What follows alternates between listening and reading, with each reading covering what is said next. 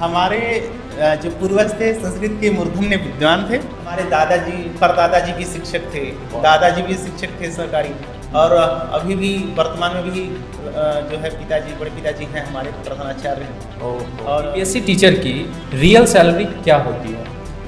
सभी लोगों का नज़रिया तो बदल ही गया एक प्रकार से। कन्फर्म तो कह ही नहीं सकता कि हमारा सिलेक्शन इसमें हो ही जाए। बीएचयू में यदि आप पढ़ना चाहते हैं तो आपको हमेशा एंट्रेंस निकालना पड़ेगा। 15 साल एक सब्जेक्ट में यदि आप मेहनत करते हैं तो उस सब्जेक्ट में आप जो है महारत हासिल कर लेते हैं, एक प्रकार से कहा जाता है। बिल्कुल सही बात।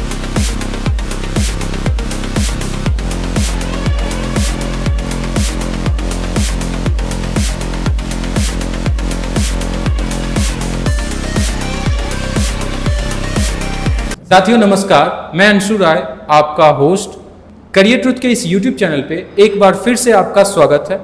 आज एक नया और धमाकेदार पॉडकास्ट होने वाला है, क्योंकि आज के इस पॉडकास्ट में हमारे साथ एक बीपीएससी टीचर जुड़े हैं और वे अपना अनुभव शेयर करेंगे। फ्रॉम जीरो टू हीरो वो सारा नॉलेज आपको देने वाले हैं। तो आज हम चाहेंगे कि आप लोग इस पूरे पॉडकास्ट को ज़रूर देखें। और सबसे पहले हम सर का इंट्रोडक्शन लेना चाहेंगे। Sir please introduce yourself to our audience. नमस्कार दोस्तों, मेरा नाम विष्णुदत्त पाठक है। मैं यूपी का रहने वाला हूँ। मेरा चयन बीपीएससी TR3 में हुआ है। क्वेश्चंस का सिलसिला हम शुरू करते हैं। आपका जो प्रारंभिक शिक्षा वो कैसा रहा, कितने तक के आप पढ़े लिखे हैं, वो सारी जानकारी आप दीजिए हमारे ऑडियंस को। मेरी प्रारंभिक शिक्षा जो है यूपी बोर्ड हाई स्कूल तक है। उसके बाद मैंने बीएचयू से जो है 11 से मास्टर डिग्री पीजी तक पढ़ाई किया है। उसके बाद मैंने वह बनारस से संपूर्णानंद संस्कृत विश्वविद्यालय से ही हमने बीएड किया। उसके पश्चात जो है हमने स्टेट सीटेट निकाला। उसके बाद हमने बीपीएससी के द्वारा जो है यहाँ कंपटीशन क्वालिफाई किया। उसके बाद शिक्षक बना मैंने। मतलब बीएचयू से कहा जाए कि बीएचयू से कुछ भी करना है ना, वो 12th हो सकता है, वो आपका बीए हो सकता है ना, बैचलर हो सकता है, कुछ भी करना बीएचयू से काफ़ी ज़्यादा मायने रखता है। और क्यों मायने रखता है? क्योंकि अभी आपको सारी चीज़ें पता चलेगी। हमारे साथ एक ऐसे शिक्षक हैं जिन्होंने कि बीएचयू से इंटर भी किया है, ग्रेजुएशन भी किया है, तो वो तो ज़्यादा बेहतर आपको बता सकते हैं। तो देखिए, सबसे बड़ी बात है वहाँ एडमिशन के लिए तो एंट्रेंस एग्जाम निकालना पड़ता है। आप एडमिशन लेते हैं, उसके पहले ही आपको 6 महीना पहले आपको पूरी तैयारी कर लेनी चाहिए। एकदम तैयार हो जाना चाहिए कि हाँ हमें एडमिशन ले ही लेना है बीएचयू में। तो बीए और एमए दोनों का अलग अलग सिलेबस है और सिलेबस के अकॉर्डिंग जो है तैयारी करने पर इसमें हो जाता है सिलेक्शन। तो आपका जो 10th था वो कहाँ से हुआ है? मेरा 10th जो यूपी बोर्ड से हुआ है। उसके बाद में कितने मार्क्स लगभग आ गए थे उसमें? मेरा लगभग 80% था। अच्छा, लगभग 80% 10th में था। और आप 11th में जब गए तो वो मतलब क्या किए, मतलब बीएचयू में डायरेक्ट? हाँ, मैं जो यहाँ CHS का एग्जाम होता है उसमें रणवीर संस्कृत विश्वविद्यालय है, मैंने वहाँ से जो है 11th और 12th किया, जो बीएचयू का ही पार्ट है। उसके बाद मैंने फिर एंट्रेंस दिया जो है बीए संस्कृत। उसके बाद बीए करने के बाद फिर मैंने एंट्रेंस दिया एमए संस्कृत के लिए, और उसके बाद मैंने बीएड किया। यही शिक्षा में। तो एमए बीएचयू में हुआ था आपका? हाँ, बीएचयू से ही हमने एमए किया था। यानी कि तीनों के तीनों बीएचयू से। अच्छा सर, आपका बीएड बीएचयू से क्यों नहीं हुआ? बीएड के लिए जो है एंट्रेंस एक प्रकार से कहा जाए तो नहीं निकल पाया, क्योंकि कुछ मार्क्स रह गए थे। अच्छा, इसलिए मैं यूपी बीएड में भी एंट्रेंस दिया था, तो मेरा वहाँ सिलेक्शन हो गया था। इसलिए मैंने वहाँ पे पैसा कम लग रहा था। अच्छा, इसलिए मैंने वहीं ले लिया एडमिशन। अच्छा, तो हर बार हमें मान लीजिए बीएचयू में यदि आप पढ़ना चाहते हैं तो आपको हमेशा एंट्रेंस निकालना पड़ेगा। इंटर में हो, बीए में हो, जो भी कोर्स में आप वहाँ लेना चाहते हैं एडमिशन, वहाँ के लिए आपको जो है एडमिशन एग्जामिनेशन क्वालिफाई करना पड़ेगा। बड़ी बात है। और सर ने इंटर, बीए, एमए सारा का सारा बीएचयू से किया है। एक वजन पड़ता होगा सर जब किसी को भी बताते होंगे तो? हाँ, नहीं, बीएचयू में पढ़ने का तो महत्व ही, जहाँ एक बार बोल देते कि हाँ हमने बीएचयू से ही पढ़ाई किया है, तो एक बार सब लोग देखने लगते हैं। ये तो वहाँ का जो है महत्व है, पढ़ने का तो बहुत महत्व है। महत्व भी है, साथ ही साथ लोग वैल्यू करते हैं और नॉलेज जो है अंदर, है ना, बीएचयू के माध्यम से जो हमें नॉलेज मिल जाता है वो अदर जगहों पे शायद नहीं मिलता हो, है ना। तो वो एक चीज़ है। चलिए अगला क्वेश्चन है, बीपीएससी का सपना कब और कैसे शुरू हुआ सर? बीपीएससी का जो है, बीपीएससी ने टीचर एग्जाम निकाला था, टीचर रिक्रूटमेंट एग्जामिनेशन 1 TRE 1। इसके बाद ही हमें पता चला कि बीपीएससी के द्वारा हम शिक्षक बन सकते हैं। अच्छा। तो उस समय तो हमारे पास जो है योग्यता नहीं था, क्योंकि जो है बीपीएससी ने स्टेट का एग्जाम नहीं करवाया था। जब TRE 2 आया उसके बाद जो है स्टेट मैंने क्वालिफाई किया 2 में, और मेरा सिलेक्शन इसमें TRE 3 में हुआ। अच्छा। इससे पहले बीपीएससी से पहले आप कुछ कर रहे थे क्या, कुछ जॉब वगैरह? हाँ, बीपीएससी से पहले मैं जो है वहाँ संस्कृत बोर्ड में जो है शिक्षक था। अच्छा, प्राइवेट शिक्षक था। प्राइवेट शिक्षक। जी। मतलब ऐसा नहीं है कि सर बीपीएससी से पहले कुछ नहीं कर रहे थे? बीएड करने के बाद ही जो है मेरा सिलेक्शन उसमें हो गया था। अच्छा। जिसे संविदा कहते हैं, संविदा शिक्षक। अच्छा जी। तो उसमें कुछ ऐसा सुनने में आया कि आधा सैलरी? हाँ, उसमें जो है जॉब की कोई गारंटी नहीं थी कि सरकार आपको कब निकाल देगा, और सैलरी भी उस हिसाब से नहीं था, और मेहनत पूरा उतना ही करना पड़ता था जितना एक रेगुलर टीचर करता है, परमानेंट टीचर करता है, उतना ही मेहनत करना पड़ता था। बस सैलरी आपको आधा मिलेगा। हाँ, और जॉब की कोई गारंटी नहीं है कि कब निकाल दिया जाए। कब निकाल दिया जाए। बाप रे। तो ऐसा भी कुछ होता है क्या? इसीलिए- बताएं उसका नाम जरा सा बताइएगा। उत्तर प्रदेश माध्यमिक संस्कृत शिक्षा परिषद। नहीं, कुछ संविदा करके कुछ बोल। हाँ, जो संस्कृत शिक्षक संविदा, टेम्पररी शिक्षक एक प्रकार से कहा जाए। तो नाम ही में जब टेम्पररी है तब तो आप टेम्पररी थे ही वहाँ। चलिए, बहुत अच्छी बात है सर, आप ऑलरेडी शिक्षा से जुड़े हुए हैं, आप टीचिंग कर रहे थे, टीचिंग लाइन में थे। तो आपका जो कहा जाए, आपका जो राह है टीचिंग लाइन में ही क्यों है? हमारे परिवार का जो है प्रारंभिक शिक्षा से ही सब लोग जुड़े हैं, शुरू से ही, इसलिए झुकाव शिक्षा में ही अधिक है।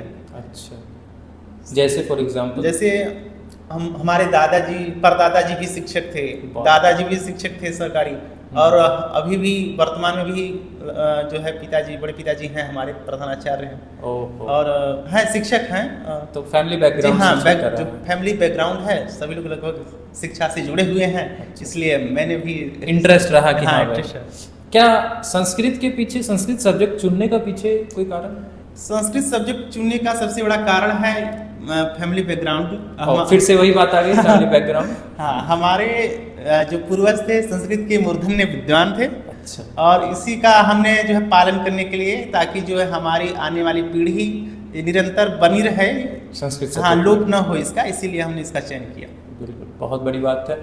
इस चीज़ को आप आगे बढ़ा रहे हैं और कंटिन्यू, मतलब कहा जाए कि बहुत लोग आज के टाइम पे संस्कृत सब्जेक्ट लेने वाले कहीं ना कहीं मेरे अनुभव के अनुसार थोड़ा सा कम है। हाँ, अन्य सब्जेक्ट के हिसाब से देखा जाए तो कम है, लेकिन अब संस्कृत के प्रति भी सभी लोग जागरूक हो रहे हैं। अच्छा। वर्तमान में भी देखा जाए तो इच्छुक हैं लगभग। अगला क्वेश्चन है, सेल्फ स्टडी वर्सेस कोचिंग, आपने क्या चुना और क्यों?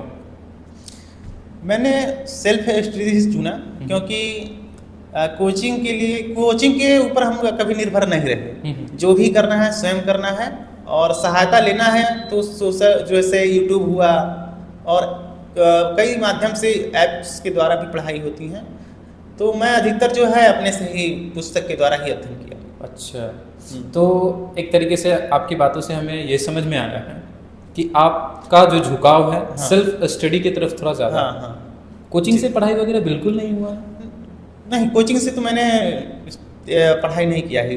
अच्छा, बड़ी बात बोल रहे हैं सर आप। इसलिए कि स्वाध्याय सबसे बड़ा, आप कोचिंग में भी पढ़ते हैं, यदि आप स्वाध्याय नहीं करेंगे तो सफलता नहीं मिलेगी।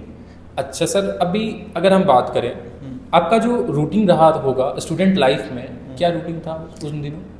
रूटीन तो मेरा यह है कि 4 बजे तो उठ जाना है, सुबह 1 घंटा कम से कम 4 से 5 पढ़ना ही पढ़ना है, अगर हो जाए तो 5 से 6, क्योंकि अन्य कार्य भी थे।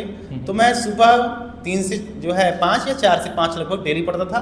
उसके बाद जो है रूटीन जब प्रारंभ होता था तो 9 से जो है लगभग 1 बजे तक, और फिर बीच में गैप लेकर के शाम को भी पढ़ाई होती थी।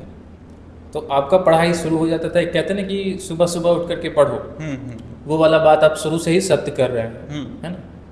आपका मतलब आदत था सुबह पढ़ने का। तो अभी तो ये रूटीन टूट चुका होगा। सुबह का रूटीन कभी नहीं टूटा, क्योंकि सुबह का समय तो अपने लिए खुद ही देता था। 4 बजे 3 बजे उठ के पढ़ना। अभी भी हो हाँ, जाता है? अभी भी जो है 4 बजे से उठ के मान लीजिए पढ़ते हैं। प्रतिदिन 4 बजे उठ जाते हैं। अच्छा। उसके बाद 1 घंटा 2 घंटा जो पढ़ना है पढ़िए, और विद्यालय का समय हो जाए तो विद्यालय अपना जाइए। क्या कभी लगने लगा था कि सिलेक्शन नहीं होगा? सिलेक्शन तो देखा जाए तो कोई कंफर्म तो कह ही नहीं सकता कि हमारा सिलेक्शन इसमें हो ही जाएगा, क्योंकि संभव नहीं है, कोई दृष्टिदाता नहीं है। मुझे ऐसा लगा था कि हाँ, मेरा एक दिन सफलता मुझे मिलेगा, आज नहीं तो कल, लेकिन मिलेगा ही। मेहनत किए हैं और इसका फल हमें मिलेगा। मैं कभी भी पीछे नहीं हटा। जैसे कुछ लोग निराश हो जाते हैं कि अब नहीं होगा तो हट जाएं। हटना नहीं है, आप लगे रहिए। जब तक सफलता न मिले आपको, तब तक वह कार्य करते रहिए। अंततः आपको उसमें सफलता मिल ही जाएगा एक दिन। क्या ऐसा करना चाहिए लोगों को कि एक शुरुआत में ही जब वे स्टार्ट करते हैं या उनके अंदर इतना समझ डेवलप हो जाता है कि हाँ भाई, हमको सरकारी नौकरी तो करना है, लेकिन एक टाइम बाउंडेशन वो अपने आप को दे दे कि हाँ भाई, इतने सालों में हमको चाहिए ही चाहिए। देखिए, यह होता है कि किसी जो भी जिसमें आप लेना चाहते हैं, जिस पद पे आपकी रुचि है, उसका भी एक एज निर्धारित होता है, और उस एज के अनुसार ही कोई भी व्यक्ति तैयारी करता है। करेक्ट। शिक्षक बनने के लिए यहाँ पे जो है 21 वर्ष से 37 वर्ष तक है एज क्राइटेरिया। हाँ, तो इसमें ही व्यक्ति कुछ कर सकता है, और एज जहाँ आउट हुआ तो आप भी बाहर हो गए। उसके बाद व्यक्ति विचार करता है कि हमें क्या करना है आगे, किस फील्ड में जाना है। क्योंकि ऐसा हो रहा है कि पूरा समय अपना जो मुख्य लाइफ का समय है, मान लीजिए 25 से 30, मान लीजिए 35, मान लीजिए, इतने वैसे तो शास्त्रों के द्वारा अध्ययन 25 वर्ष ही कहा गया है। मान लेते हैं आज के परिवेश में 30 मान लेते हैं, लेकिन यदि हम पूरा निर्भर इसी पर रहेंगे कि हमें सरकारी जॉब ही लेना है, अंततः आपको यदि नहीं मिलता है तो आपकी जो लाइफ है थोड़ा पारिवारिक रूप से समस्या होगा। बिल्कुल सही बात है, इस बात पे हम एग्री करते हैं। तो कहीं ना कहीं लोगों को टाइम को भी हाँ कदर करना चाहिए। शिक्षा एक ऐसा साधन है, कहिए एक प्रकार से, आप यदि 5 साल 10 साल जो भी समय देंगे वह आपको उपयोग में आएगा कभी ना कभी। आप अध्ययन यदि करते हैं, 10 साल भी अध्ययन करते हैं, आपका कहीं सिलेक्शन नहीं होता है, आप फिर भी एक शिक्षक बन गए, आप प्राइवेट में पढ़ा सकते हैं, कोचिंग अपना खोल सकते हैं। बहुत सारे ऐसे जो हैं कि आप अपना जीवन का निर्वाह कर सकते हैं। बिल्कुल सही बात है। बहुत अच्छे अच्छे लोग हैं जो कि कोचिंग खोल करके बहुत बड़ा काम कर चुके हैं, है ना। बहुत सारे एग्जांपल्स हैं, क्योंकि आपके पास उतना अनुभव हो जाता है ना। 10 साल 15 साल यदि आप तैयारी किसी सब्जेक्ट में कर रहे हैं तो वह भी बहुत बड़ी बात है। 15 साल एक सब्जेक्ट में यदि आप मेहनत करते हैं तो उस सब्जेक्ट में आप जो है महारत हासिल कर लेते हैं, एक प्रकार से कहा जाए तो। बिल्कुल सही बात है। बीपीएससी परीक्षा में सबसे ज़्यादा चैलेंज क्या था सर? बीपीएससी परीक्षा में सबसे अधिक चैलेंजिंग देखा जाए तो जो है जीएस का सब्जेक्ट रहा है, क्योंकि इसका कोई निश्चित नहीं है कि यह कहाँ से आएगा और कितने क्वेश्चन आएंगे। हमारा जो सब्जेक्ट था बीपीएससी टीआरई का, वो उसमें जो है 150 क्वेश्चन आते थे। 150 क्वेश्चन में मुख्य सब्जेक्ट से 80 क्वेश्चन, 40 क्वेश्चन में GS, GK, environment, science, SST सब मिलाकर रहता था, और 30 क्वेश्चन जो था लैंग्वेज का था, जिसमें इंग्लिश, हिंदी, उर्दू सब मिला के था। यह लैंग्वेज केवल क्वालिफाइंग के लिए था, लेकिन और मार्क्स सब जो लैंग्वेज ही सभी का चेंज रहता है। लैंग्वेज कुछ लोग जिसका उर्दू रहता है उर्दू लेता है, और हिंदी, मतलब मान लीजिए आप संस्कृत से हैं। हाँ, तो मैं इंग्लिश लिया था। अच्छा।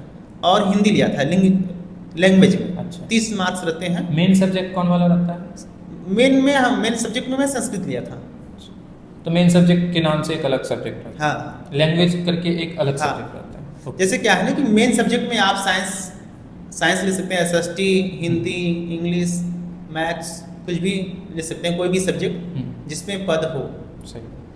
और 30 क्वेश्चन जो लैंग्वेज के थे वो केवल क्वालिफाइंग के लिए थे, और बाकी 40 question GS, GK, reasoning, science और मेन सब्जेक्ट सब मिला के जो है 80 और 40 120, यह सबके लिए समान था। अगला क्वेश्चन है, टाइम मैनेजमेंट का असली मंत्र क्या है आपके लिए सर? टाइम मैनेजमेंट के लिए तो आपको सबसे पहले अध्ययन करना पड़ेगा। यदि आप अच्छे से अध्ययन किए हैं तभी आप समय से कर पाएंगे प्रश्न, और आपको अभ्यास करना पड़ेगा ओल्ड क्वेश्चन पेपर लेकर के। अभी वर्तमान में TRE 4 आने वाला है, तो उसके लिए आप लोग जो है ओल्ड पेपर जो है TRE 1, TRE 2, 3 के ओल्ड पेपर निकाल करके आप उस पर अपना पूरा ध्यान दीजिए, लगाइए कि कैसे प्रश्न आ रहे हैं और कैसे हमें तैयारी करनी है। सही बात है। और उसके अनुसार आप तैयारी करिए, अपना जो है समय सारणी बनाइए और उसी पे फोकस कीजिए। तो मेन चीज़ था कि टाइम को मैनेज कैसे करें। टाइम को मैनेज करने का मतलब हुआ कि हमारे पास पढ़ाई के अलावा और भी चीज़ें हैं, और भी काम पड़ जाता है। अगर देखा जाए तो घर की तरफ से कोई काम आ गया है, तो उस तरीके से हम टाइम को कैसे मैनेज करें। टाइम मैनेजमेंट के लिए जैसे मैं खुद एक शिक्षक रहा हूँ, तो मेरा तो समय स्कूल में चला जाता था, जैसे मैक्सिमम टाइम। हाँ, जैसे विद्यालय 9 बजे से था 3 बजे तक, 3:30 बजे तक, तो समय तो लगभग सुबह जो पढ़ाई होता था। मैंने बताया था कि मैं प्रतिदिन सुबह 4 बजे पढ़ता हूँ, कम से कम 1-2 घंटा। तो वह तो एक रूटीन पहले से फिक्स था। दूसरा जो है, स्कूल के से आने के बाद लगभग हम 4 बजे आते थे, तो पढ़ाई रात में ही हो पाती थी। लगभग 7 बजे से लेकर 10 बजे तक आप पढ़ सकते हैं।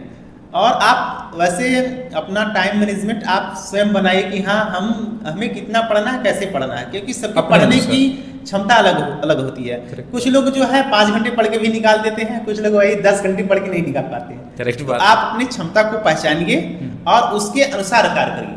बिल्कुल सही बात। क्या कोई ऐसा ट्रिक है जो आपने खुद बनाया हो प्रिपरेशन में? इसमें जो है, मैं मुख्य रूप से समय सारणी ही मायने रखता है और उसी के अनुसार चलना। कुछ लोग समय सारणी बना देते हैं लेकिन उसको जो है फॉलो नहीं करते, केवल बना के रख देंगे, बस चिपका हुआ है दीवार में। उसका आप अनुसरण करिए, प्रतिदिन करिए। एक दिन यदि आप 8 घंटा पढ़ते हैं तो आप प्रतिदिन 8 घंटा पढ़िए। ऐसा ना हो कि आप एक दिन 4 घंटा पढ़े और दूसरे दिन 8 घंटा। तो कंटिन्यू हमें एक जैसा पढ़ाई करना है। सफलता के लिए आपको जो भी करना है सब कंटिन्यू ही रहना चाहिए, बिल्कुल, तभी आपको सफलता शीघ्र ही मिलेगा। अन्यथा आज के परिवेश में कंपटीशन इतना हो गया है कि संभव नहीं है। अच्छा, जब आपका सिलेक्शन हो गया सर, क्या समाज और परिवार का नजरिया बदल गया? बिल्कुल। वैसे तो मेरा सिलेक्शन तो यूपी में हुआ ही था, लेकिन संविदा पोस्ट में था। अच्छा। फिर भी परमानेंट नहीं था। ये था कि सरकार ने कहा था कि हम परमानेंट कर देंगे। उसके लिए जितने वर्ष आप पढ़ाएंगे उसके लिए आपको अलग से ग्रेस मार्क दिया जाएगा। लेकिन जो है समाज का देखने का नजरिया कुछ अलग होता है कि संविदा और परमानेंट शिक्षक में। तो जब मैं परमानेंट शिक्षक बना, सभी लोगों का नजरिया तो बदल ही गया एक प्रकार से। अब रिस्पेक्ट के नजर से देखते हैं। चेंज हुआ, बहुत चेंज हुआ। चलिए, अगला क्वेश्चन है सर, सबसे बड़ा क्वेश्चन जो ऑडियंस बिल्कुल जानना चाहती है, वो क्वेश्चन है, सरकारी टीचर की, एक बीपीएससी टीचर की रियल सैलरी क्या होती है? वैसे तो देखा जाए बिहार में तो शिक्षक की सैलरी बहुत ही कम है, लेकिन यूपी में या कहें अन्य राज्य में भी कंडीशन लगभग बिहार की जैसे ठीक ही है। लेकिन अच्छा, बिहार से बेहतर? हाँ, सबसे अधिक अच्छा हमें यूपी का लगता है, क्योंकि वहाँ की सैलरी यहाँ से बहुत ही अधिक है। अच्छा, अभी बिहार का अगर हम जानना चाहते हैं, अभी तो आप बिहार में हैं, तो बिहार का भी आपको सैलरी जो है बेसिक सैलरी वैसे तो 31,000 है, लेकिन सब जोड़ जाड़ के हाथ में 45,000 आता है। अच्छा, 45,000 आता है। अभी आप कौन से क्लास के टीचर हैं? TGT 9th और 10th। TGT 9th और 10th। और अगर कोई 12th के हैं तो उनका सैलरी वही लगभग 47,000 पड़ता है। कितना? 47 to 50,000 अगर हम मान ले तो कोई दिक्कत नहीं। सैलरी अधिक रहता है लेकिन कट के मिलता है ना। कट के मिलता है। अच्छा, यूपी का आप कुछ बता रहे थे, उसमें कुछ सैलरी ज़्यादा होता है? यूपी का सैलरी यहाँ से लगभग 20-30 हज़ार अधिक पड़ता है। 20-30 हज़ार ज़्यादा पड़ रहा है। तब तो कहीं ना कहीं बहुत ज़्यादा बेनिफिट है उसमें, है ना? तो क्या अदर राज्य के भी यूपी में जा सकते हैं बीपीएससी टीचर बन? हाँ, जा सकते हैं, बिल्कुल। कौन सा एग्जाम होता है उसका? TGT का परीक्षा कराता है, PGT का होता है ये जिसमें BPSC करवाता है? जिस शिक्षक जिस बनने लायक आप हो, चाहे नहीं, जैसे यहाँ बिहार का बीपीएससी करवाता है, वहाँ का कौन करवाता है? यूपी टीजीटी और यूपी पीजीटी। यदि अच्छा। आप टीजीटी पीजीटी शिक्षक बनने योग्य हैं तो। बहुत अच्छी बात है सर। तो सैलरी का क्लियर हो चुका होगा हमारे ऑडियंस को, और जो आज बीपीएससी की तैयारी कर रहे हैं उनके लिए आपका एक सुझाव, बेहतरीन सुझाव दीजिए ताकि वो उनके काम आए। देखिए, बीपीएससी शिक्षक बनने के लिए सबसे पहले क्या क्या आवश्यक है, आपको ग्रेजुएशन होना चाहिए। यदि आप टीजीटी के शिक्षक बनते हैं, पीजीटी के बनते हैं, तो आपको मास्टर डिग्री चाहिए और साथ साथ जो है बीएड चाहिए। टीजीटी पीजीटी में बीएड चाहिए और आपको एस्टेट पेपर पास होना चाहिए। बिहार सरकार जो है एस्टेट का परीक्षा करवाता है। इसमें जो है 2 पेपर होते हैं। फर्स्ट पेपर जो है 9th और 10th में शिक्षक बनने के लिए, और एस्टेट जो सेकंड पेपर है उस यदि आप क्वालिफाई करते हैं तो आप जो है 11th और 12th शिक्षक बनने के पात्र हो जाएंगे। अच्छा। प्राइमरी में सीटेट फर्स्ट पेपर से ही काम हो जाता है। प्राइमरी में शिक्षक बनने के लिए आपको जो है डीएलएड होना चाहिए, 12th डीएलएड और सीटेट फर्स्ट पेपर। अच्छा। 6 to 8 जो है अपर प्राइमरी में शिक्षक बनने के लिए आपको ग्रेजुएशन होना चाहिए। ग्रेजुएशन और बीएड और या तो सीटेट, या तो बीएड हो जाए या तो सीटेट। हाँ, सीटेट सेकंड पेपर। अच्छा। अपर प्राइमरी में शिक्षक बनने के लिए आपको ग्रेजुएशन, बीएड और फिर सीटेट सेकंड पेपर होना चाहिए। 9th और 10th में शिक्षक बनने के लिए ग्रेजुएशन, बीएड और एस्टेट फर्स्ट पेपर। 11th में और 12th में शिक्षक बनने के लिए पोस्ट ग्रेजुएशन होना चाहिए। उसके बाद बीएड और एस्टेट सेकंड पेपर। ओके, तो ये सारे क्राइटेरियाज थे टीचर बनने के लिए। उम्मीद करता हूँ आपको समझ में आया होगा। और अगला बड़ा सवाल है, एक बड़ी गलती जो स्टूडेंट्स को अवॉइड करनी चाहिए। बीपीएससी के द्वारा एक ऐसा पैटर्न बनाया गया है सिलेबस का, वह तो निश्चित ही नहीं है देखा जाए तो। इसलिए आप जो भी तैयारी करें गहराई से करें, बहुत सही, विस्तृत रूप से करें।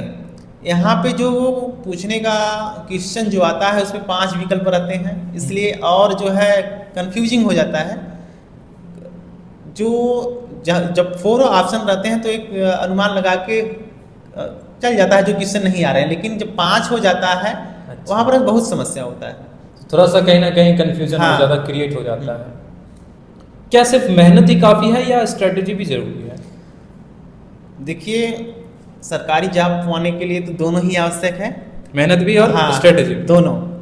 आप अपना एक समय सारणी बनाइए, उसके अनुसार कार्य करिए।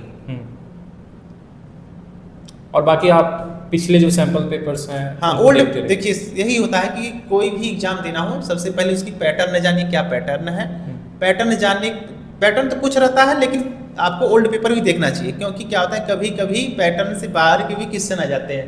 अच्छा। तो यदि आप ओल्ड पेपर देखते हैं, एक अनुमान लग जाएगा कि जो है परीक्षा में प्रश्न किस प्रकार पूछे जा रहे हैं। जॉब से ज़्यादा सेटिस्फेक्शन या सैलरी से, आपको किससे ज़्यादा सेटिस्फेक्शन मिल रहा है? मैं जॉब से ही खुश हूँ, लेकिन यहाँ की जो सैलरी है वह निराशाजनक है। बिहार की? हाँ, बिहार। यही यूपी की होती तो थोड़ी सी हाँ, अधिक बेहतर होती हाँ, हाँ। है ना। तो आप अगर देखा जाए तो जॉब से ज़्यादा सेटिस्फाई हैं सैलरी के मुकाबले। अगर सैलरी भी थोड़ा ज़्यादा होता हाँ तो ठीक रहे। बात यह है कि हम अपना घर छोड़ के आए हैं 400 किलोमीटर दूर, अब सब खर्चा देखना है उसी में।